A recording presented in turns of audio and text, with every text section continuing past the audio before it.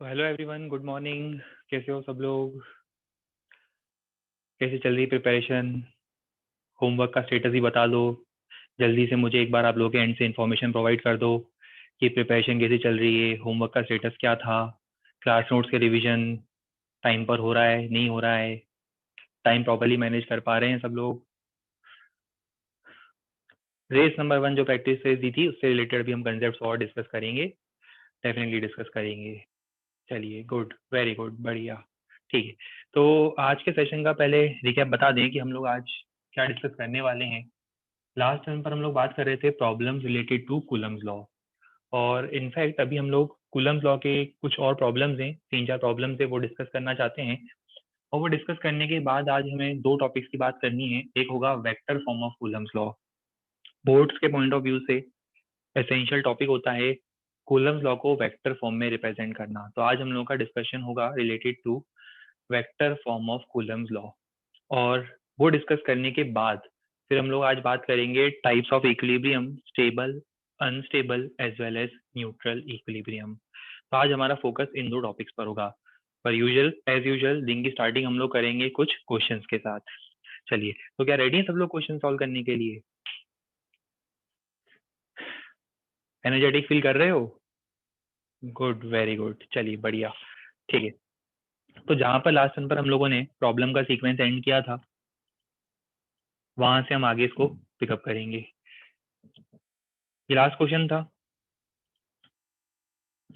ये question last turn पर हमने डिस्कस किया था, लास्ट क्वेश्चन था। Am I right? Am I correct? बढ़िया, ठीक है। चलिए, अब यहाँ से हमें प्रॉब्लम्स को कैच करना है, सॉल्व करना स्टार्ट कर दो। यूजुअल आपको पता है हमारा रूटीन, हर क्वेश्चन में आपको 3-3.5 मिनट्स मिलेंगे। क्वेश्चन नोट करना है, प्रॉपरली सॉल्व करना है, सही कंसेप्ट लगाने हैं। आंसर आ जाए, आंसर मुझे मैसेज करते जाना है।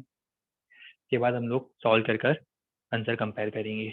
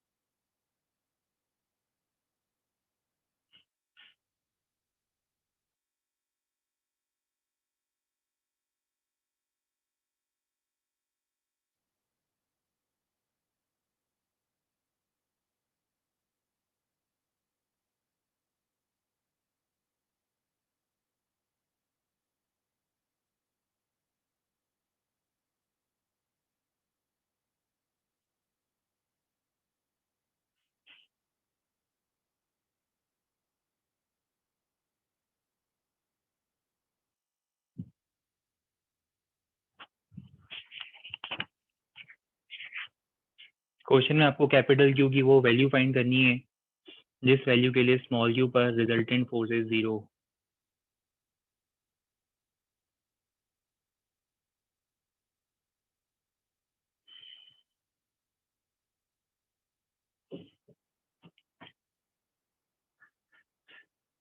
और वेट कर रहा हूँ आप लोग एंड से करेक्ट आंसर आने का।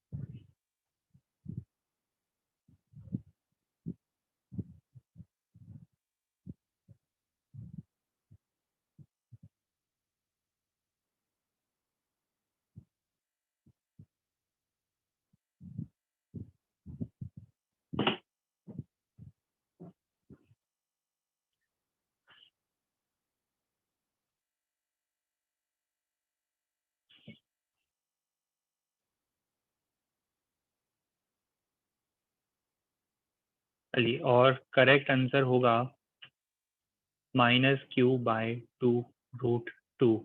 लास्ट 1 मिनट दे रहा हूँ, कुछ अगर मॉडिफिकेशंस करने हैं कैलकुलेशन में कर लो, फिर हम इसका डिस्कशन स्टार्ट कर देंगे।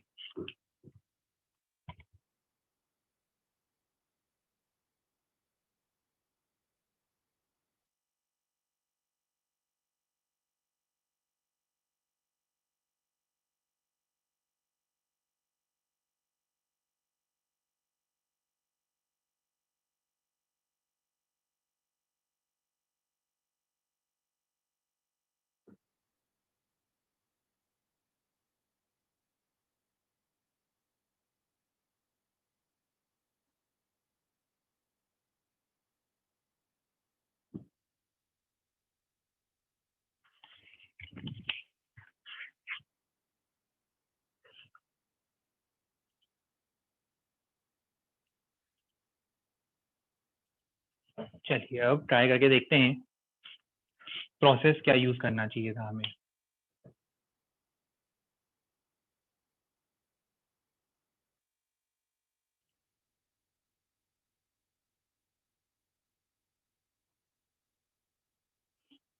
क्वेश्चन में हमें गिवन था एक स्क्वायर ज्योमेट्री हमें गिवन है, और हमने कुछ चार्जेस अरेंज करे हैं।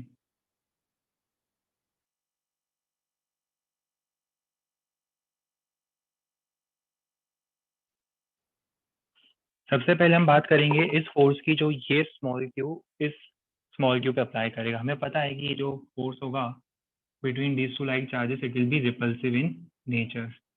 ये होगा repulsive in nature। और कहाँ एक्ट करेगा? ये एक्ट करेगा along the diagonal, यहाँ पर। कितना हो जाएगा ये फोर्स? ये हो जाएगा k q1 q2 divided by are square. Diagonal की लेंथ कितनी होगी? a√2। तो ये डिवाइडेड बाय a√2 का स्क्वायर। पर देखो, हम क्या चाहते हैं? हम चाहते हैं कि इसके ऊपर नेट फोर्स 0 हो। अब इसके ऊपर नेट फोर्स 0 कराने के लिए, इस रिपल्सिव फोर्स को बैलेंस करने के लिए दो अट्रैक्टिव फोर्स होने चाहिए। इसका मतलब हमें ये चीज क्लियर होती है कि sign of q will be opposite. तो जो क्यू का साइन होगा वो क्या होगा? Opposite to that of minus Q.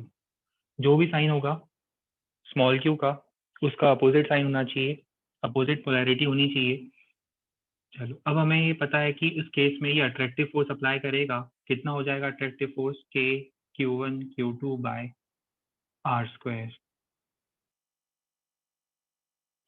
Same force k q1 q2 by are square. इन दोनों का रिजल्टेंट, दोनों वेक्टर्स 90 डिग्री पर है, हमें पता है इनका रिजल्टेंट कितना आता है। इन दोनों का रिजल्टेंट यहाँ होगा। दो वेक्टर्स इक्वल है 90 डिग्री पर, इनका रिजल्टेंट कितना होगा? √2 टाइम्स। और हम चाहते हैं इस पर नेट फोर्स 0 हो। अब इस पर नेट फोर्स 0 होने का मीनिंग क्या होगा? ये दोनों forces equal and opposite in value होनी चाहिए। Equal in value, opposite in direction. तो हम इसको लिखेंगे k q square 2a square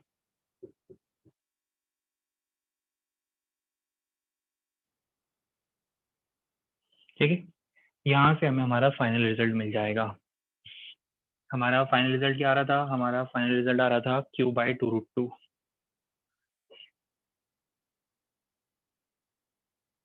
देखो, ये तो वैल्यू आई है। नेगेटिव साइन हम अपनी तरफ से प्लेस करेंगे, क्योंकि हमें ऑलरेडी पता था। नेगेटिव साइन हम क्यों प्लेस कर रहे हैं? हमें पता है कि अट्रैक्टिव फोर्स होने के लिए इसकी पोलैरिटी अपोजिट होनी चाहिए, तो नेगेटिव साइन हमने अपने एंड से इंट्रोड्यूस करा है। वैल्यू हमें फॉर्मूले से मिली, और नेगेटिव साइन हमने इंट्रोड्यूस करा डायरेक्शन को कंसिस्टेंट रखने के लिए।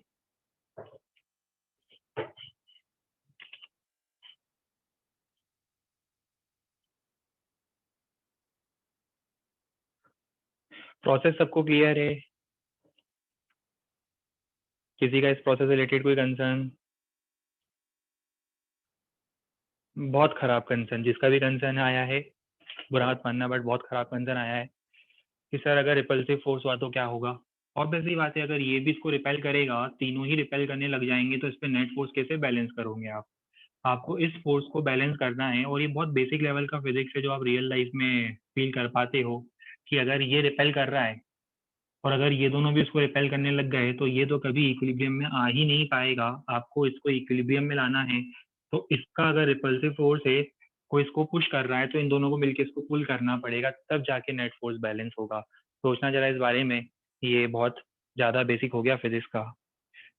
आप लोगों ने 11th क्लास में लॉज ऑफ मोशन इतना डिटेल में पढ़ा है, इस तरह के कंसर्न अब आप लोगों के माइंड में नहीं आने चाहिए।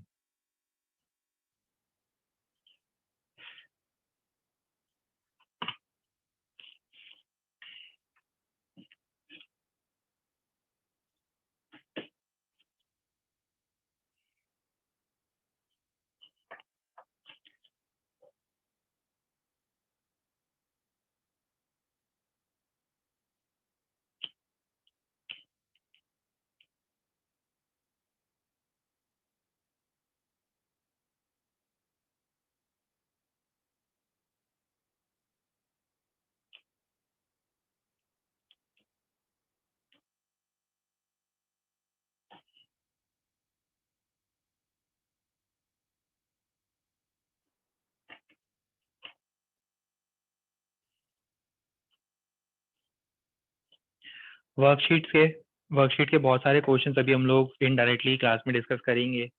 कुछ कंटिन्यूस चार्ज डिस्ट्रीब्यूशन वाले क्वेश्चन भी थे, वो सब भी हम लोग अभी क्लास में डिस्कस करेंगे। ये सेम क्वेश्चन हमने वर्कशीट में ऐड किया था।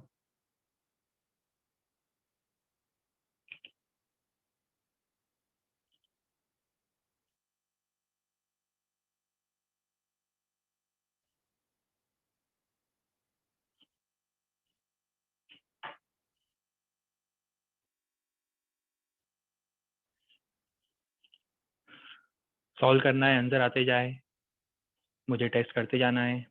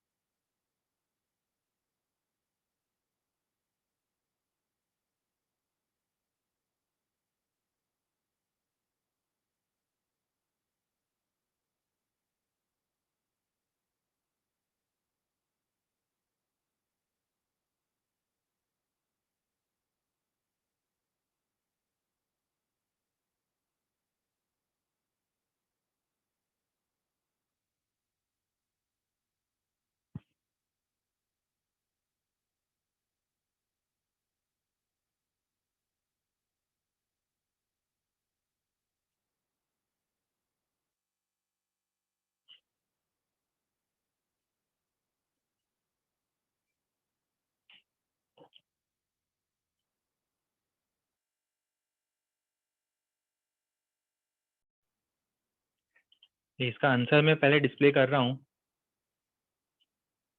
इसका आंसर है mg L² / k और इस कंप्लीट एक्सप्रेशन का अंडर रूट। बहुत सारे लोगों का आंसर ये मैच कर गया होगा। चलो, पर एक बार हम लोग इसको डिस्कस करके देखेंगे, इसका अप्रोच मेथड क्या यूज़ करना था हमें।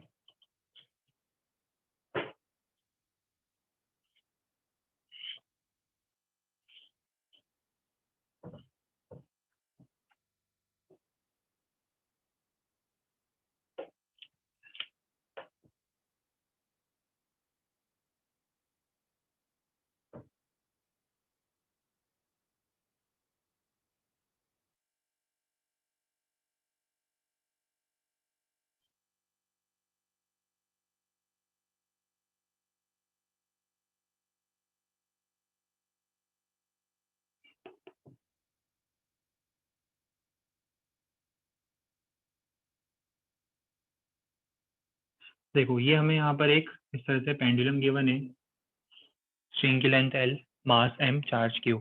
और साथ में क्वेश्चन में ये मेंशन है यहाँ पर एक चार्ज Q और है, पर ये चार्ज Q जो है ये फिक्स्ड है, ये अपने लोकेशन पर फिक्स्ड है, ये मूव नहीं करेगा। ठीक है, और हमें इसके ऊपर फोर्स को कंसीडर करना है। चलो मुझे ये बताओ, सबसे पहला फोर्स इसके ऊपर कौन सा एक्ट करेगा? सबसे पहला इसके ऊपर जो फोर्स एक्ट करेगा वो होगा, विदाउट एनी डाउट, वो होना चाहिए force of gravity that will act in vertically downward direction. मैं लिख देता हूँ, वैल्यू इज mg। दूसरा फोर्स जो इस पर एक्ट करेगा वो होगा टेंशन इन द स्ट्रिंग। हमें पता है टेंशन का एक्ट करता है away from the particle, particle से दूर, स्ट्रिंग की तरफ। तीसरा फोर्स जो इस पर एक्ट करेगा वो होगा इलेक्ट्रोस्टैटिक फोर्स ऑफ रिपल्शन।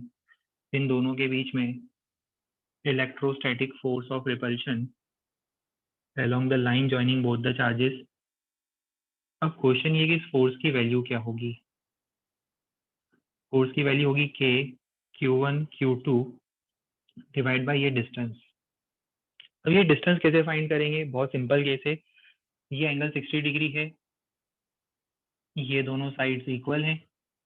अगर ये दो साइड इक्वल हैं तो ये दो एंगल भी इक्वल होंगे, और ये अगर एंगल 60 डिग्री है और ये दोनों एंगल भी इक्वल हैं, इसका मतलब ये दोनों एंगल्स भी कितने होंगे? 60 डिग्री ईच। इसका मतलब ये इक्वेटर ट्रायंगल फॉर्म होगा, ये डिस्टेंस L होगा, तो k q square by L square. चलिए, अब इसके बाद आप लोगों का 11th क्लास का अप्रोच लॉज ऑफ मोशन का, आप मेथड नंबर 1 इसको y डायरेक्शन, इसको x डायरेक्शन लेकर फोर्स को रिजॉल्व करके फोर्स बैलेंस से कर सकते हो। ये है मेथड नंबर 1। मेथड नंबर 2 हम लोग यूज करेंगे लेमीज थ्योरम, वो ज़्यादा इजी होगा, डायरेक्ट आंसर आता हुआ दिखेगा हमें। तो इस पर्टिकुलर क्वेश्चन को हम लोग सॉल्व करने के लिए यूज करेंगे लेमीज थ्योरम। चलिए, तो लेमीज थ्योरम यूज करने के लिए हमें क्या करना पड़ेगा? हमें एंगल्स फाइंड करने पड़ेंगे।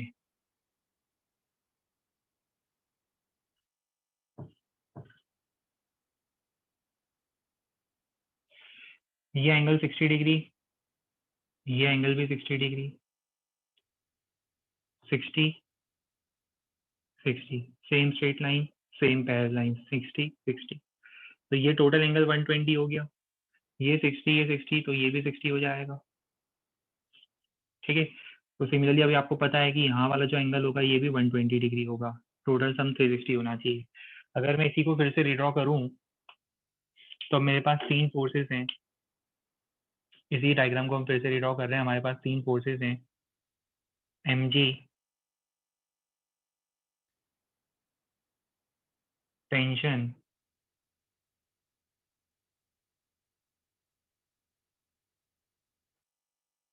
और electrostatic force k q square by L square, और एंगल हर एक पॉइंट पर है 120 डिग्री।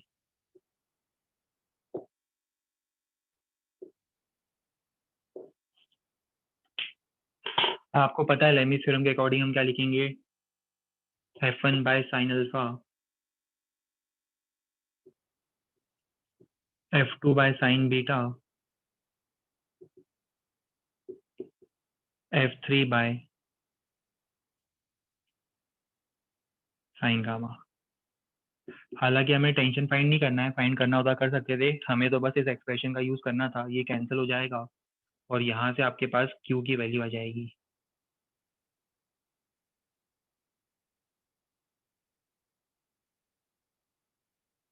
ये हमारा फाइनल रिजल्ट होगा।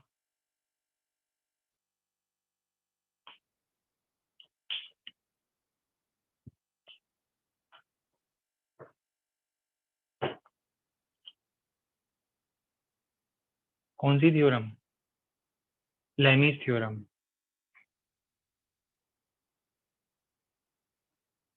फैमिलियर है सब लोग लेमीज थ्योरम से? Good, very good. 11th basic maths.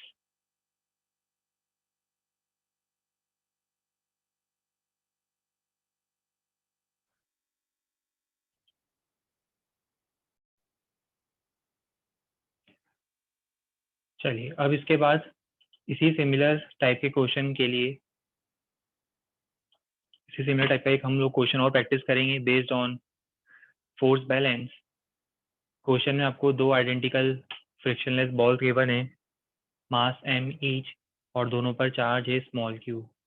अब हमें q की वो वैल्यू फाइंड करनी है जिसके लिए सिस्टम इस गिवन कंडीशन में इक्विलिब्रियम में होगा। Find the value of q if the two balls are in equilibrium as shown।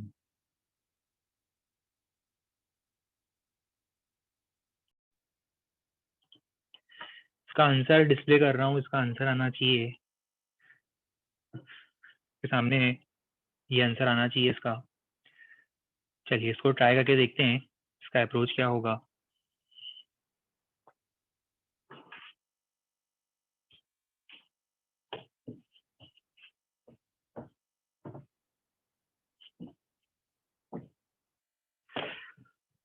कुछ इस टाइप का अरेंजमेंट हमें प्रोवाइडेड था इस क्वेश्चन में।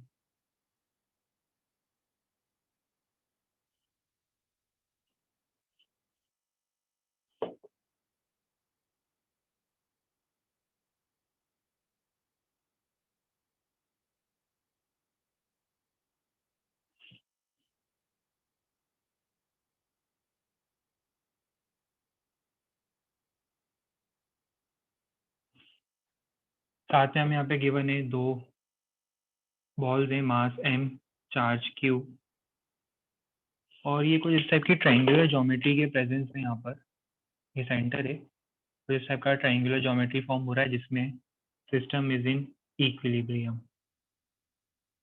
किसी भी एक ऑब्जेक्ट की बात करते हैं, सपोज हम इस बॉल की बात करते हैं, इस पर सबसे पहला फोर्स क्या लगेगा? सबसे पहला फोर्स होगा mg वर्टिकली डाउनवर्ड डायरेक्शन में। दूसरा फोर्स जो हमें कंसिडर करना चाहिए that is normal reaction. Normal reaction कहाँ लगेगा? Perpendicular to the incline at point of contact, मतलब पासिंग थ्रू सेंटर। हमें पता है कि नॉर्मल रिएक्शन इज टेंजेंट के परपेंडिकुलर लगेगा। नेक्स्ट फोर्स इस पर क्या होगा? इलेक्ट्रोस्टैटिक फोर्स ऑफ रिपल्शन, और ये सब वैल्यूज दी हुई थी आर के इक्वल, मतलब एंगल 60 डिग्री होंगे, k q square by are square. ये एंगल 60 डिग्री था। अब इसके बाद ये एंगल कितना हो जाएगा? 120 डिग्री, ठीक है। और ये एंगल कितना है? 90 डिग्री, और ये भी 90 डिग्री। इसको हम फिर से रिड्रॉ करते हैं डायग्राम को अगर हम फिर से रिड्रॉ करेंगे, first force mg, normal repulsive electrostatic force, angles 90 degree, 120 degree और 150 डिग्री। आगे की स्टोरी आपको पता है। नॉर्मल रिएक्शन को भी हमारे यूज था नहीं, F1, ये F1 लिख देते हैं, k q square by are square, F1 divided by sine alpha divided by sine 150 degree equals to F2 divided by sine beta sine 120 degree. आगे आपको सिंप्लीफाई करना है, आप कर सकते हो इजीली सिंप्लीफाई, आपको डिजायर्ड रिजल्ट मिल जाएगा। यहाँ तक का स्टेप मैंने सॉल्व कर दिया है, परफॉर्म कर दिया है। आगे का स्टेप इजी है, कैलकुलेशन है।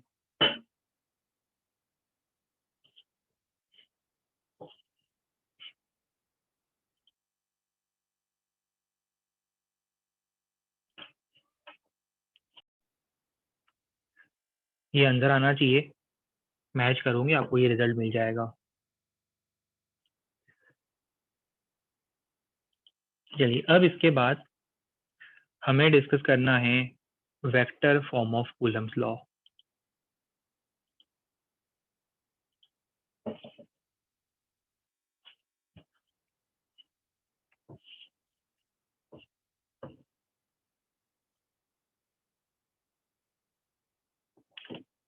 अब हम लोग बात करना चाहते हैं vector form of Coulomb's law की। पर देखो, इसको डिस्कस करने से पहले सिर्फ एक सिंगल एसेंशियल पॉइंट है, ऑल्दो सबको पता है 11th क्लास में वेक्टर्स में, मैं इसका रिकैप बताना चाहूंगा। वो होता है position vector. Concept of position vector. किसी भी पॉइंट का पोजीशन वेक्टर हम कैसे फाइंड करते हैं? सबको आइडिया है इस बारे में, नॉलेज है इस बारे में। पोजीशन वेक्टर फाइंड करने का देखो बेसिक मीनिंग होता है, सपोज ये हमारा कोऑर्डिनेट सिस्टम हो गया,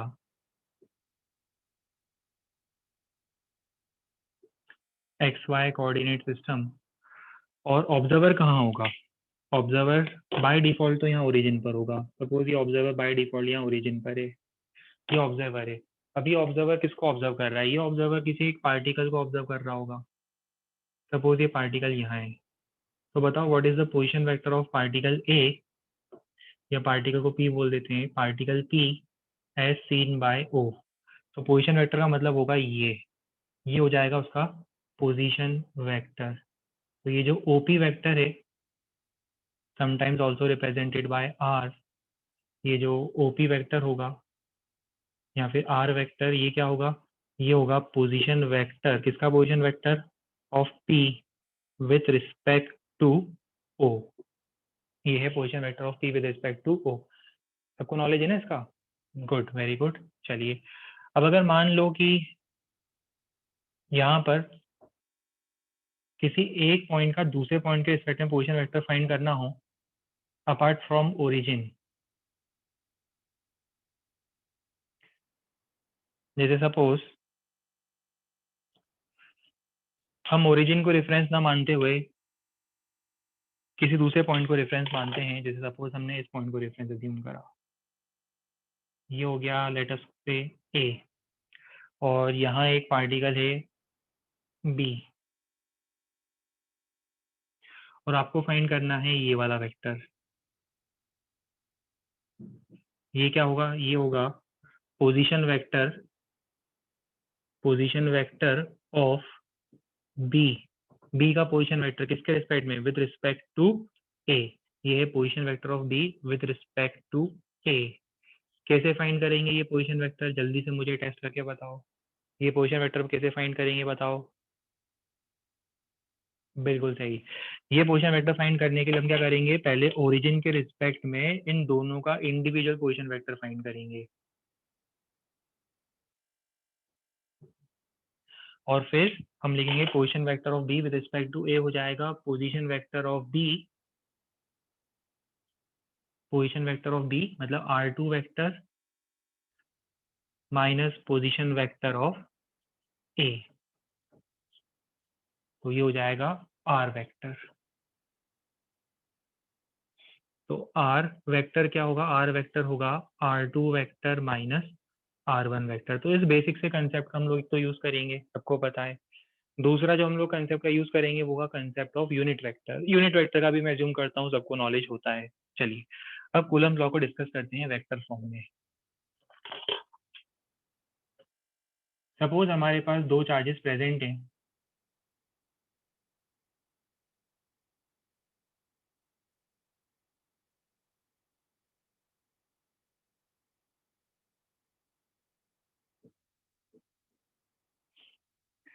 दो चार्जेस प्रेजेंट थे, let us call them Q1 and Q2।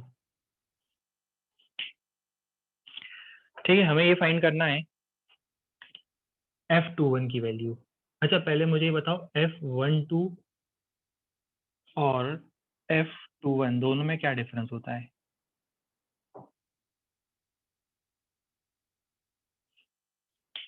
F12 का मीनिंग, F12 का मीनिंग होता है force on one due to two, और F21 का मीनिंग होगा force on two due to one. अब आप लोग इतना रिलेटिव मोशन 11 में पढ़ चुके हो, वैसे तो डाउट नहीं आना चाहिए, बस एक सिंगल लाइन में इसको समअप करूंगा। देखो, जब हम लिखते हैं जैसे एग्जांपल F21 लिख रहे हैं, F21 लिखने का मतलब इसको हाइड करो, लिखा तो हमने F2 ही है, मतलब फोर्स किस पर है? F2 पर।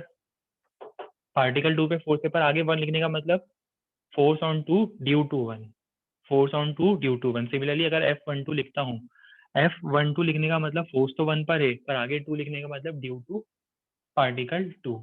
चलिए, मुझे ये दो चीजें फाइंड करनी है, F12 और F21। चलो पहले एक काम करते हैं, F21 फाइंड करते हैं, मतलब इस पर कितना फोर्स लग रहा है ये फाइंड करते हैं। कौन लगा रहा है फोर्स? ये लगा रहा है फोर्स। तो कैसे फाइंड करेंगे कितना फोर्स लगा रहा है? पहले हम देखेंगे कि उस पार्टिकल का पोजीशन वेक्टर क्या है। इसको मैं ऐसा लिख दूं, ये है R21। R21 मतलब position vector of 2 with respect to 1। Important है, मैं इसलिए इसको इतना डिटेल में डिस्कस कर रहा हूँ क्योंकि ये बोर्ड्स के पॉइंट ऑफ व्यू से बहुत ज़्यादा इंपॉर्टेंट होगा। यूजुअली वो लोग पूछते हैं describe Coulomb's law in vector form, और उसका बोर्ड में एक बहुत कॉमन क्वेश्चन आता है। तो हमें लिखने का तरीका पता होना चाहिए, कंसेप्ट सबको पता है, उसको रिप्रेजेंट कैसे करना है एग्जाम में ये भी एसेंशियल होगा, इक्वली एसेंशियल होगा कि हम उसे नोट कैसे करके आएंगे एग्जाम के पॉइंट ऑफ व्यू से। R21 मतलब position vector of 2 with respect to 1, और हमें क्या फाइंड करना था? ये फोर्स फाइंड करना था, F21 वेक्टर। क्या लिखेंगे हम F21 वेक्टर को? K Q1 Q2 bye R square, ये जो डिस्टेंस इसका स्क्वायर, डिस्टेंस कितना है? ये इसका मैग्नीट्यूड ले लेता हूँ। ये डिस्टेंस कितना होगा इन दोनों का? मैग्नीट्यूड, जो इसका ये मैग्नीट्यूड होगा वो डिस्टेंस होगा इसका स्क्वायर इनटू डायरेक्शन भी देनी है मुझे। देखो ये तो अभी मैग्नीट्यूड हो गया, ये मैग्नीट्यूड हो गया, मुझे डायरेक्शन भी देनी है। डायरेक्शन कैसे देते हैं हम लोग बताओ? डायरेक्शन देने के लिए मैं इसी डायरेक्शन के यूनिट वेक्टर से मल्टीप्लाई करूंगा। यूनिट वेक्टर क्या होता है? ये। तो ये तो वैल्यू हो गई, डायरेक्शन के लिए मैं मल्टीप्लाई करूंगा R21 कैप से, तो मुझे फोर्स मिल जाएगा वेक्टर फॉर्म में। ये एक एक्सप्रेशन हो जाएगा। अब देखो इसी एक्सप्रेशन को थोड़ा सा मैं मॉडिफाई करके क्या इस फॉर्म में लिख दूं?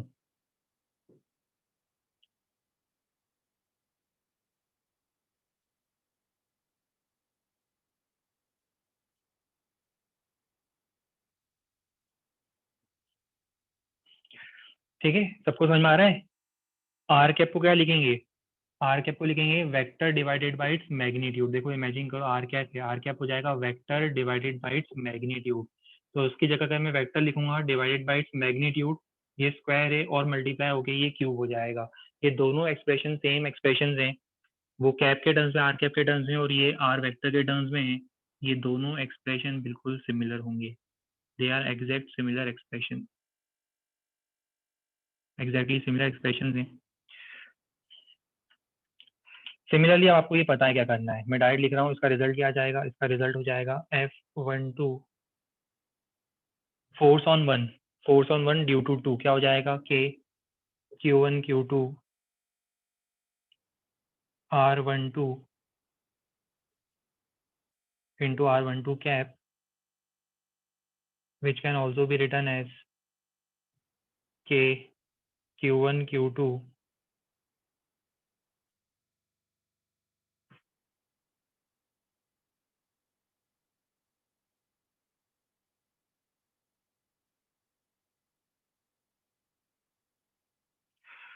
अभी स्टोरी कंप्लीट नहीं हुई है, अभी स्टोरी में दो इंपॉर्टेंट चीजें बची हुई है।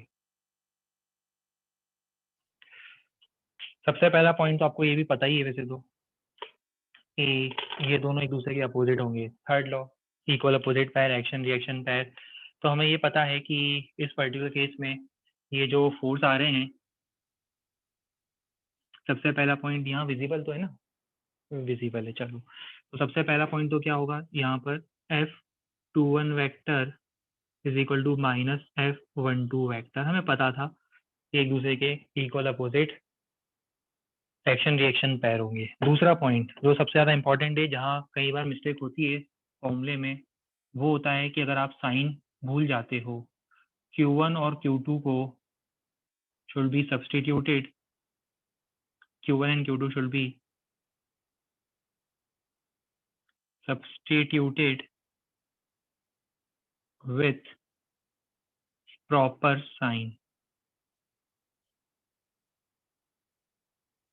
ध्यान रहे इस बात का कि जब भी आप लोग Q1 और Q2 की वैल्यू इस फॉर्मूले में रखोगे, वेक्टर फॉर्म में लिखा गया फॉर्मूला है, Q1 और Q2 की वैल्यू हमें प्रॉपर साइन के साथ सब्सटीट्यूट करनी है। इससे पहले हमने कूलम्स लॉ में सिर्फ मैग्नीट्यूड लिखने की कोशिश करी थी, इसलिए हम लोग क्या करते थे? साइन हटा देते थे, डायरेक्शन खुद से डिटरमाइन करते थे। अब ये फॉर्मूला आपको क्या देगा? ये फॉर्मूला आपको मैग्नीट्यूड डायरेक्शन दोनों देगा, और इसीलिए इस फॉर्मूले के अंदर जब आप बात करते हो Q1 Q2 की, तो Q1 और Q2 को हमें प्रॉपर साइन के साथ सब्सटीट्यूट करना है। फिर रिपीट कर रहा हूँ, इस एक्सप्रेशन में Q1 और Q2 की वैल्यूज को प्रॉपर साइन, अगर दोनों पॉजिटिव हैं, एक पॉजिटिव एक नेगेटिव है, जो भी साइन है अकॉर्डिंगली हमें सब्सटीट्यूट करना है। ठीक है, होपफुली एक्सप्रेशन क्लियर होगा, इसे नोट करना स्टार्ट कर दो।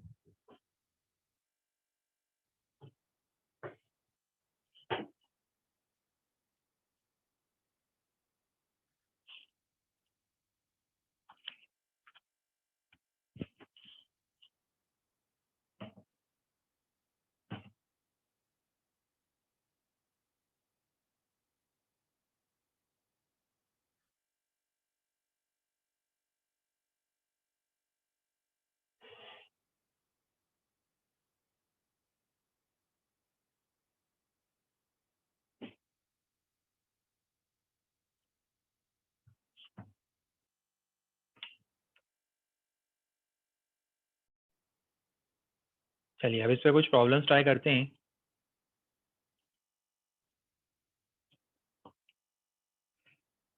आंसर आपको देना है वेक्टर फॉर्म में। हमें फोर्स की वैल्यू फाइंड करनी जरूर है, बट हमें आंसर देना है वेक्टर फॉर्म में।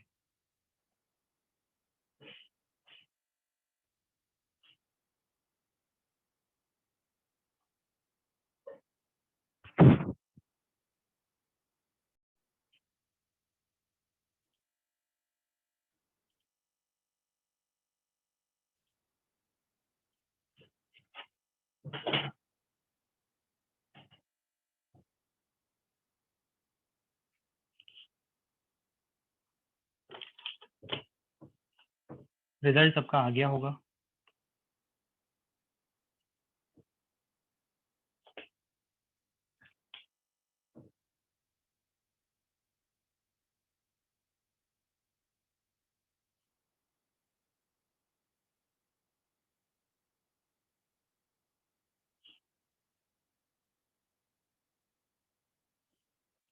क्वेश्चन में हमें गिवन था ओरिजिन पर 5 कूलम का चार्ज प्लेस्ड है और एक 2 कूलम का चार्ज प्लेस्ड है 3,4 पर। हमें इस पर वेक्टर फॉर्म में फोर्स फाइंड करना है, फोर्स ऑन 2 कूलम। देखो सबसे पहले हम ये आर वेक्टर फाइंड करेंगे, ये वाला पोजीशन वेक्टर। ये वाला पोजीशन वेक्टर कितना हो जाएगा, ये पोजीशन वेक्टर हो जाएगा 3i cap plus 4j cap. ये आर वेक्टर हो जाएगा 3i cap plus 4j cap. इसका मैग्नीट्यूड कितना होगा, इसका मैग्नीट्यूड आपको पता है √a² प्लस b² 5 होगा। अब फोर्स को हम वेक्टर फॉर्म में लिखना चाहते हैं, तो k q1 q2 r vector divided by r cube. ठीक है, अब ये फाइनल आंसर, इसको सिंप्लीफाई करना है कर सकते हो, मैं इसको यहाँ पर लीव कर रहा हूँ। ये फाइनल एक्सप्रेशन है, थोड़ा बहुत आप इसको सिंप्लीफाई करना चाहते हो कर सकते हो। जैसे example 6k by 25 i cap plus कितना हो जाएगा ये 8k बाय 25 j कैप। ठीक, बिल्कुल सिंपल पैटर्न था, डायरेक्ट इजी गोइंग पैटर्न था, इसमें कुछ प्रॉब्लम नहीं आनी चाहिए।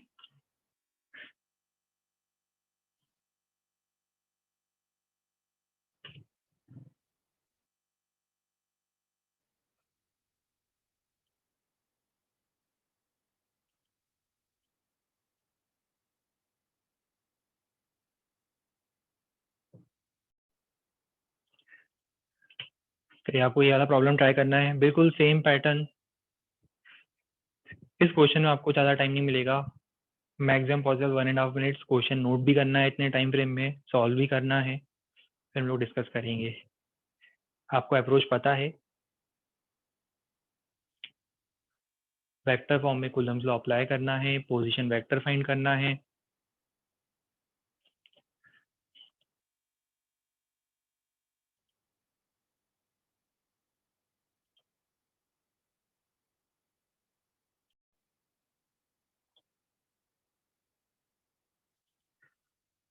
Done, very good. चलिए देखते हैं करना क्या चाहिए था अब हमें इसमें। क्वेश्चन में हमें दो चार्जेस गिवन थे -2 और 3।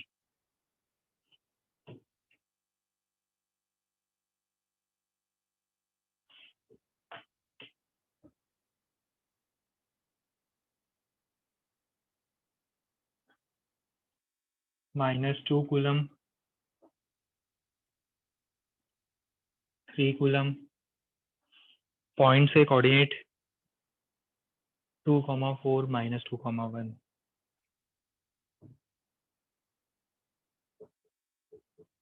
सबसे पहले तो हम ये वाला पोजीशन वेक्टर फाइंड करेंगे। ये वाला पोजीशन वेक्टर सबको पता है कैसे फाइंड करते हैं?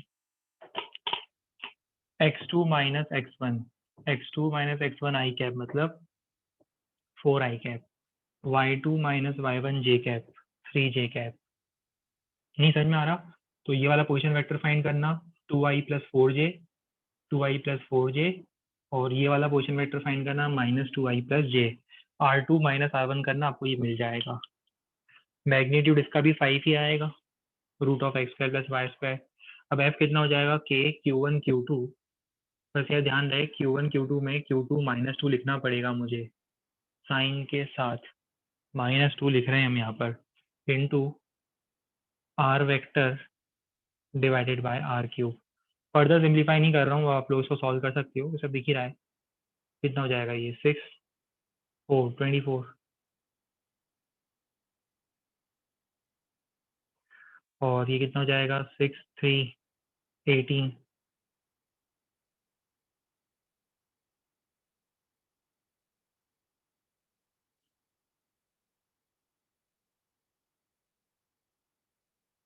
ये कुछ इस टाइप का आपका रिजल्ट आना चाहिए था।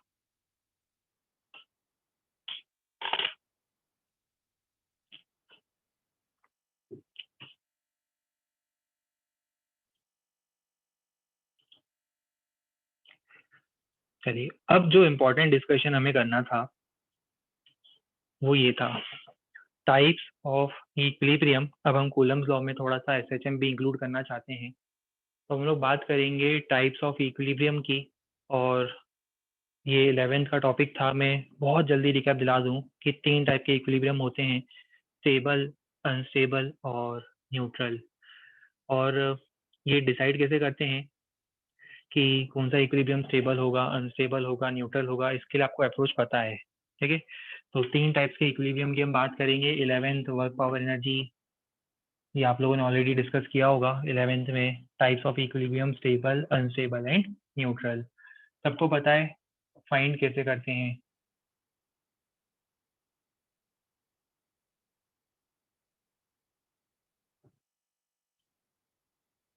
बस मुझे जल्दी जल्दी रिप्लाई करके बताते जाना कि यहाँ पर अगर मैं किसी ऑब्जेक्ट को रखता हूँ, सेकंड केस यहाँ ऑब्जेक्ट को रखता हूँ, और थर्ड पॉइंट यहाँ पर, इनमें से स्टेबल इक्विलिब्रियम कौन सा है? Stable equilibrium A. Unstable, unstable is B. Very good. Neutral obviously remaining C. तो कैसे डिसाइड होता है? देखो सिंपल सा क्राइटेरिया होता है डिसाइड करने का कि कौन स्टेबल है, कौन अनस्टेबल है और कौन न्यूट्रल है। पहली बात तो इक्विलिब्रियम का मतलब इन तीनों पॉइंट्स का फुल बैलेंस है, अभी तो रेस्ट पर है। अब अगर मान लो आप इसको इक्विलिब्रियम से डिस्टर्ब करके छोड़ते हो, तो अगर ये वापस उसी पोजीशन पर आना चाहता है, देखो इसको इक्विलिब्रियम से डिस्टर्ब करके छोड़ दो, डिस्टर्ब करके छोड़ दो, ये वापस उसी पोजीशन पर आना चाहता है, इक्विलिब्रियम कैसा होगा? It will be stable. यहाँ है तो सही इक्विलिब्रियम में, पर जरा सा भी डिस्टर्ब करके छोड़ोगे तो ये परमानेंटली वहां से चला जाएगा, वापस कभी नहीं आएगा। जैसे जब आप फिजिक्स पढ़ने के लिए बैठते हो स्टडी टेबल पर, मॉड्यूल सॉल्व करने के लिए बैठते हो फिजिक्स का, तो आपका जो इक्विलिब्रियम होता है वो कैसा होता है? It is unstable equilibrium. Equilibrium में तो हो, पर अगर आपके फ्रेंड्स ने आवाज लगा दी या बाहर कोई आ गया, डोरबेल किसी ने रिंग करी, तो एक बार जो आपने आपका वर्क स्टेशन छोड़ा, वर्क बेंच छोड़ा, टेबल छोड़ा, वापस लौट कर कभी नहीं आते हो, तो वो कैसा इक्विलिब्रियम होता है? Unstable equilibrium. जब फिजिक्स पढ़ते हो तो आपका इक्विलिब्रियम होता है अनस्टेबल। स्टेबल इक्विलिब्रियम का एग्जांपल बताओ। जब ये आईपीएल वगैरह, हम तो खैर देखते नहीं है, बट काफी लोग फैन है पता नहीं क्यों, तो जो लोग भी देखते होंगे अच्छी बात है। तो जो लोग भी देखते हैं, जब वो आईपीएल आ रहा होता है तो that particular equilibrium in front of TV channel it is stable. आप टीवी के सामने बैठे हुए हो, अगर कोई डोर बेल रिंग करती है, आप एकदम से आते हो, सबको मना करते हो घर पे कोई नहीं है, सब बाहर गए, वापस आके बैठ जाते हो। फ़ोन रिंग करता है, आप उठाते हो, पिक करते हो, बोलते हो घर पे कोई नहीं है, सब सो रहे हैं, रख देते हो। तो उस केस में जो इक्विलिब्रियम होता है, ठीक है? उस केस में जो इक्विलिब्रियम होता है, जब आप वापस अपने मीन पोज़ीशन पर आना चाहते हो, जब वापस आप आपके कहाँ आना चाहते हो, मीन पोज़ीशन पर आना चाहते हो, कितना भी डिस्टर्ब कर दें, वापस मीन पोज़ीशन पर आना चाहते हो, इट इज़ स्टेबल, ठीक है? न्यूट्रल तो सबको समझ में आ ही रहा है कि जहाँ हो, उसी लोकेशन पर रहोगे, डिस्टर्ब करने के बाद नई इक्विलिब्रियम पोज़ीशन आपको मिल जाएगी। अच्छा, न्यूट्रल का एग्ज़ाम्पल भी दे दें क्या? अच्छा चलो ठीक है, आप लोग बोल रहे हो तो देते हैं, अब उसमें क्या है एग्ज़ाम्पल में, कोई बड़ी बात तो है नहीं। देखो, संडे के दिन जब आप सो रहे होते हो, ठीक है? तो वो जो आपका इक्विलिब्रियम होता है, वो कैसा होता है? It is neutral equilibrium. सो रहे होते हो, घर वाले आपको उठाने आते हैं, उठाकर आपको ऐसे उठाकर नीचे आपको रख देते हैं, ठीक है? उसके बाद भी जहाँ आपको नई पोज़ीशन पर रखते हैं, वहाँ आप सोते रहते हो, ठीक है? उठा के आपको सोचा कि चलो वॉशरूम में रख देते हैं, बाथरूम में रख देते हैं, वो उठ जाएगा, शावर के नीचे रख देते हैं, वो शावर के नीचे आपको रख के चले गए। बट आप जैसे छोड़ के गए, आप उसी पोज़ीशन पर बिल्कुल एग्ज़ैक्टली इक्विलिब्रियम में होते हो। एग्ज़ैक्ट आपका इक्विलिब्रियम मेंटेन होता है, जहाँ रखेंगे इक्विलिब्रियम पे हो। आपको उठाकर वो पलासिया स्क्वायर पर रख के आ गए, बीच चौराहे पर रख के आ गए कि अब तो उठ जाएगा। और संडे का दिन है, संडे के दिन कौन उठता है? ठीक है, तो जहाँ आपको रख के गए, अगर बीच सड़क पर भी, चौराहे पर भी रख के गए, तो वहाँ पर भी जो आपका इक्विलिब्रियम होगा, वो कैसा होगा? वो होगा न्यूट्रल इक्विलिब्रियम। तो आई एम अज्यूमिंग कि अब आपको तीनों टाइप के इक्विलिब्रियम क्लियर हो गए, ठीक है? बस ऐसे ही याद रख लेना, टीवी के सामने बैठते हो तो स्टेबल, फिजिक्स का मॉड्यूल सॉल्व करते हो, equilibrium is unstable, neutral equilibrium तो आप लोग फ़ैमिलियर ही हो। चलिए, अब इसका हम लोग यूज़ करेंगे, देखो क्वेश्चंस में, है ना? तो जल्दी से पहले ये सिर्फ़ इतना ही नोट करना है आपको, types of equilibrium, stable, unstable, neutral. मैं डिस्कस करूँगा इसके क्वेश्चन के बेसिस पर कि ये कैसे फाइंड करना है।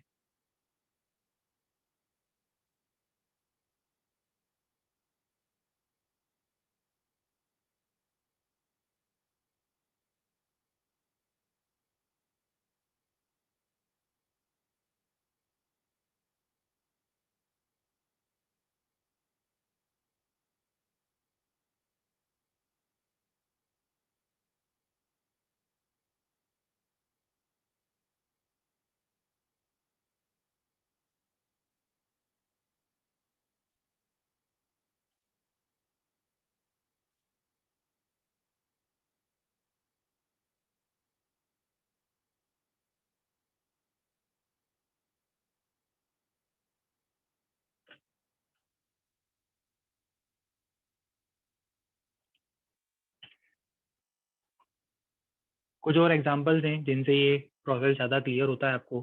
जैसे फॉर एग्जांपल फर्स्ट डायग्राम में देखो, पार्टिकल की वापस टेंडेंसी है इक्विलिब्रियम अटेन करने की, जैसा भी हमने आपसे डिस्कस किया था, पार्टिकल की टेंडेंसी है इस इक्विलिब्रियम पोजीशन को अटेन करने की। तो in this particular case equilibrium will be termed as stable equilibrium. Second diagram, once it is disturbed from its equilibrium position, उसकी टेंडेंसी नहीं है वापस इक्विलिब्रियम पर आने की, unstable. Third diagram, neutral equilibrium, clear होता है। नीचे वाले तीन डायग्राम से भी समझ लो, ये कैसा है? ऐसा मैंने मार्किंग नहीं करी है, आपको ये बताना है फर्स्ट इक्विलिब्रियम कैसा है। फर्स्ट इक्विलिब्रियम स्टेबल है, बढ़िया, गुड।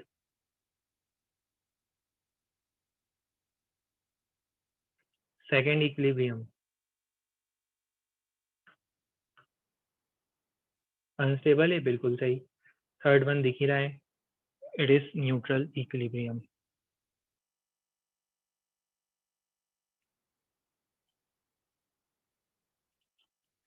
चलिए, अब हम फाइनली कुछ प्रॉब्लम्स ट्राई करेंगे जो कि कूलम्ब लॉ में इक्विलिब्रियम के ऊपर और एसएचएम के कंसेप्ट के ऊपर बेस्ड है। तो क्या सब लोग रेडी हैं प्रॉब्लम्स ट्राई करने के लिए? बढ़िया, गुड, वेरी गुड। चलो, सबसे पहला प्रॉब्लम मैं एक्सप्लेन कर देता हूँ पहले प्रॉब्लम का मीनिंग। देखो, यहाँ पर एक चार्ज है जो कि फिक्स्ड है, ये आपको चार्ज दिख रहा होगा, ये अपनी लोकेशन पर फिक्स्ड है, ठीक है? और इससे एच हाइट ऊपर यहाँ पर एक फ्रिक्शनलेस सिलिंड्रिकल ट्यूब है, दिख रहा है आपको? एच हाइट ऊपर एक फ्रिक्शनलेस सिलिंड्रिकल ट्यूब है, हॉरिजॉन्टल ट्यूब है, और इसमें हमने एक चार्ज को m मास माइनस q चार्ज को प्लेस करा है। आपको प्रूफ करना है कि जब इसको हम इसके मीन पोजीशन, देखो ये मीन पोजीशन होगी इसकी, ये इसकी मीन पोजीशन होगी। आपको प्रूफ करना है कि जब इसको अपने मीन पोजीशन से हम थोड़ा सा डिस्टर्ब करके छोड़ेंगे, ये मीन पोजीशन से इस चार्ज को हम थोड़ा सा डिस्टर्ब करके छोड़ेंगे, तो आपको प्रूफ करना है कि पार्टिकल जो है वो SHM परफॉर्म करेगा। इस सिलेंड्रिकल ट्यूब में ये पार्टिकल क्या करेगा, SHM परफॉर्म करेगा। एंड आपको इसका टाइम पीरियड भी फाइंड करना है।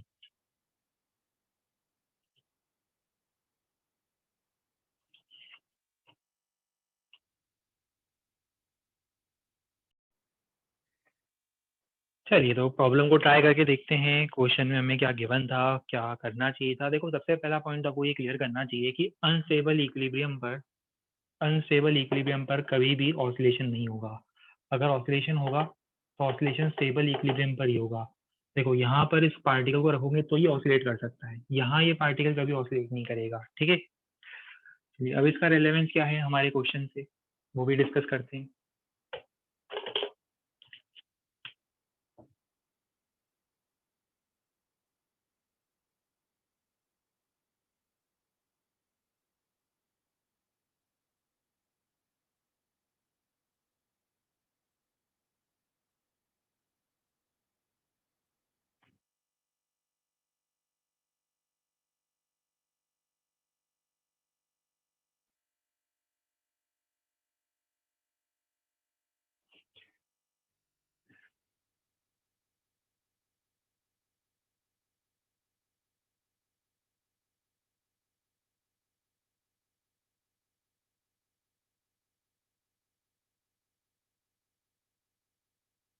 यहाँ आपको एक चार्ज गिवन था, ये फिक्स्ड है। ठीक है, यहाँ एक चार्ज हमने और रखा है, इसको भी डायरेक्टली बना देते हैं अभी। यहाँ हमने एक चार्ज रखा है -q, जिसका मास है m। पहले मुझे ये बताओ कि इन दोनों के बीच में फोर्स कैसा होगा, अट्रैक्टिव रिपल्सिव। ऑब्वियस ही बात है, force will be attractive in nature. ये इसको पुल करके रखेगा, है ना। अब होगा क्या इस केस में, जब हम इसको उसके मीन पोजीशन, ये होती है इसकी मीन पोजीशन, इसको अगर हम इसके मीन पोजीशन से थोड़ा सा डिस्टर्ब कर देंगे, जैसे सपोज मैं इसको इसके मीन पोजीशन से यहाँ ले आता हूँ। सपोज हमने पार्टिकल को यहाँ डिस्टर्ब कर दिया, यहाँ ले आए, इस पार्टिकल को यहाँ ले आए। अब मुझे बताओ इस पार्टिकल के ऊपर, इस पोजीशन पर इस पार्टिकल के ऊपर फोर्स कहाँ लगेगा। फोर्स लगेगा अट्रैक्टिव इन नेचर, और फोर्स की डायरेक्शन क्या होगी, ये होगी फोर्स की डायरेक्शन। ये देखो, क्या मैं ऐसा बोल दूं ये फोर्स इस डायरेक्शन में लगेगा। ठीक है, कितना लगेगा ये फोर्स, ये भी फाइंड करते हैं। चलो मान लो ये अपने पोजीशन से, ओरिजिनल पोजीशन से, ये ओरिजिनल पोजीशन थी, इससे कितने डिस्टेंस पर है, एक्स डिस्टेंस पर है जो क्वेश्चन में दिया था। इसको मैं आर बोल देता हूँ, इस डिस्टेंस को मैं आर बोल देता हूँ। तो मुझे बताओ ये फोर्स कितना होगा। ये फोर्स वैल्यू वाइज होगा k q square by are square. ठीक है, k q square by are square और अट्रैक्टिव इन नेचर। अब इस फोर्स के देखो दो कंपोनेंट है, एक होगा इस फोर्स का वर्टिकली डाउनवर्ड कंपोनेंट, जो नॉर्मल रिएक्शन से बैलेंस हो जाएगा, कैंसिल हो जाएगा, उसे भूल जाओ। दूसरा होगा इस फोर्स का हॉरिजॉन्टल कंपोनेंट, जो इस डायरेक्शन में लगेगा। दिख रहा है, इस फोर्स का एक हॉरिजॉन्टल कंपोनेंट है जो इस डायरेक्शन में लगेगा, और वो कंपोनेंट क्या करना चाह रहा है, वो कंपोनेंट इसको वापस बुलाना चाह रहा है। वो देखो, फोर्स का हॉरिजॉन्टल कंपोनेंट, आप इसको इधर रखते हो तो वापस उधर आना चाहता है, आप सिमिलरली इसको इधर रखोगे तो फोर्स वापस इसको पुल करेगा। तो फोर्स का जो हॉरिजॉन्टल कंपोनेंट है वो सेंटर की तरफ लग रहा है। चलो अब हम लोग फाइंड करते हैं वो कंपोनेंट होगा कितना। कैसे फाइंड करोगे, इस एंगल को बोल दो थीटा, इस एंगल को बोल दो थीटा। एफ एक्स मतलब रिस्टोरिंग फोर्स, एफ एक्स मतलब रिस्टोरिंग फोर्स, एक्स डायरेक्शन का फोर्स कितना होगा, एफ कॉस थीटा। ठीक है, अच्छा और अगर जब इसकी वैल्यू हम फाइंड करेंगे तो देखो वैल्यू क्या होगी, k q square by are square, जो कि एफ की वैल्यू थी। एफ की वैल्यू कॉस थीटा कितना होगा, कॉस थीटा होगा x by r into cos theta, cos theta is x by r. ये फोर्स का एक्स कंपोनेंट होगा। मैं यहाँ पे नेगेटिव साइन भी लगाऊंगा। अब आप सोचिए सर नेगेटिव साइन क्यों लगाया, नेगेटिव साइन लगाने के पीछे रीजन ये है, वो हमें ये बता रहा है कि फोर्स रिस्टोरिंग है। देखो एक्स अगर आगे होगा, एक्स अगर आगे होगा तो फोर्स पीछे होगा, तो एक्स और फोर्स फोर्स और एक्स कंपोनेंट, ये जो एक्स कंपोनेंट ऑफ फोर्स है ये दोनों अपोजिट डायरेक्शन में है, जो कि नेगेटिव साइन से सिग्निफाई होता है। चलिए अब इसमें मुझे ये बताओ, ये आर क्यूब कितना होगा, आर कितना होगा, आर होगा Pythagoras theorem H square plus x square का रूट, और वो उसका क्यूब है तो उसकी पावर 3/2। मुझे बताओ क्या ये एसएचएम की इक्वेशन है, क्या ये एसएचएम की इक्वेशन है, क्या मैं इसे एसएचएम की इक्वेशन बोलूं? बिल्कुल नहीं है, ये अभी एसएचएम की इक्वेशन बिल्कुल नहीं है, क्योंकि देखो एक्स ऊपर भी आ रहा है, एक्स नीचे भी आ रहा है, ये एसएचएम में नहीं होता है, एसएचएम में सिर्फ न्यूमरेटर में। एसएचएम की इक्वेशन क्या होती है, F is proportional to minus x. अभी ये एसएचएम की कंडीशन नहीं है। पर अब इसका स्पेशल केस क्या होगा बताओ? स्पेशल केस होगा if x is very small as compared to h, तो उस केस में डिनोमिनेटर में क्या आ जाएगा बताओ? डिनोमिनेटर में एक्स नेग्लिजिबल हो जाएगा, क्योंकि स्मॉल है तो उसका स्क्वायर छोटा हो जाएगा, तो ये हो जाएगा एच क्यूब। अब ये एसएचएम की कंडीशन है। अब ये देखो force proportional to x, negative sign, अभी एसएचएम की कंडीशन है F equal to minus k x. SHM की कंडीशन है, इससे हम क्या निकालेंगे, पार्टिकल का एक्सेलरेशन। कैसे निकालोगे एक्सेलरेशन?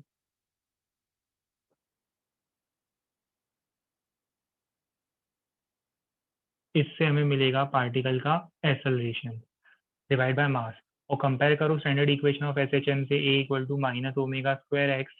जब हम इसको कंपेयर करेंगे तो हमें मिलेगा ओमेगा। ओमेगा कितना आएगा?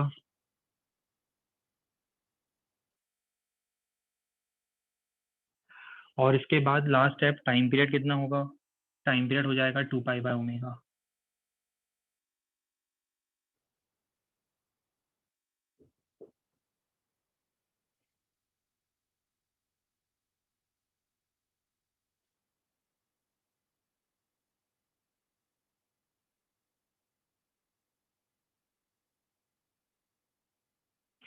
ये हमारा फाइनल रिजल्ट हो जाएगा।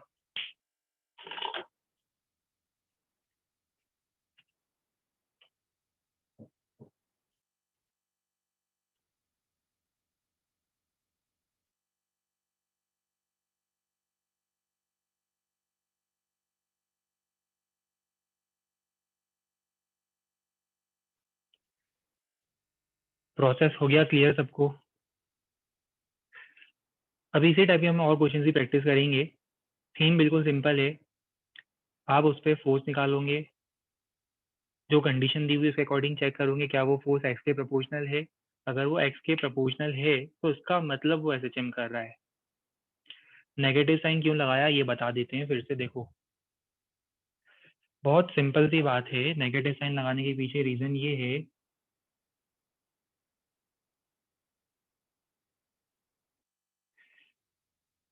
ये है इसकी मीन पोजीशन। क्या है? Mean position. अब आप मान लो मीन पोजीशन से आगे लेकर आते हो उसको, ठीक है, मीन पोजीशन से हम इसको आगे लेकर आ गए, ये यहाँ लेकर आ गए। बताओ इसमें एक्स पॉजिटिव है नेगेटिव है? एक्स पॉजिटिव है। अच्छा अगर एक्स पॉजिटिव है मतलब आगे डिस्प्लेस कर रहे हो, तो फोर्स कहाँ लगेगा इस पर? फोर्स देखो अभी हमने फाइंड करा था, फोर्स कहाँ लग रहा था? पीछे लग रहा था। मतलब फोर्स और एक्स दोनों एक दूसरे के अपोजिट डायरेक्शन में है। वैल्यू तो आ गई फोर्स की, ये क्या है, फोर्स की वैल्यू है सिर्फ। पर जब मैं वैल्यू हटाकर फोर्स की ओरिजिनल वैल्यू लिखूंगा तब मुझे पता है कि एक्स और फोर्स दोनों एक दूसरे के एंटी पैरेलल वेक्टर्स हैं। एंटी पैरेलल वेक्टर का मतलब यहाँ पे क्या लगेगा, नेगेटिव साइन। अगर एक्स पॉजिटिव है तो फोर्स नेगेटिव आएगा, अगर एक्स नेगेटिव होगा, पीछे जाता है, अगर एक्स नेगेटिव होता तो फोर्स पॉजिटिव होता। देखो पीछे रख के देखो, तब एक्स नेगेटिव होगा पर फोर्स तब कहाँ लगेगा, पॉजिटिव एक्स में। तो एक्स नेगेटिव होगा तो फोर्स ऑटोमेटिकली क्या हो जाएगा, पॉजिटिव।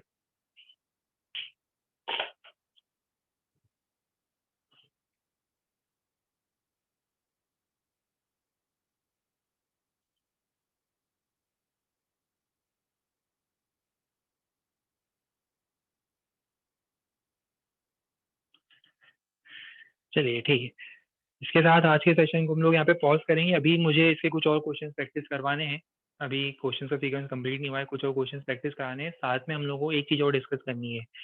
जो आप लोगों को रेस प्रोवाइड करी थी, उसमें जो रेस प्रोवाइड करी थी उसके अंदर चार्ज डेंसिटीज वाला एक कंसेप्ट थे, वो अभी हम लोग आगे इंट्रोड्यूस करेंगे। चार्ज डेंसिटी को हमें बहुत डिटेल में देखना है।